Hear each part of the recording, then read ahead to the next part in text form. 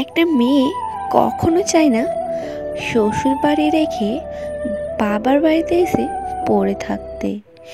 আসলে তাকে পরিস্থিতি আর শ্বশুর বাড়ির মানুষগুলো বাধ্য করে। প্রতিটা মেয়ের স্বপ্ন থাকে সুন্দর করে সংসার করার, কিন্তু কিছু কিছু কালনাগিনী কিছু খারাপ জাতের মানুষের জন্য সংসার করতে পারে না। বিয়ের আগে মা বলে, বিয়ের পর যা ইচ্ছে তাই করিস। এখন না, বিয়ের পরে বর বলে, বিয়ের আগে যা করার করেছ, এখন এসব বন্ধ।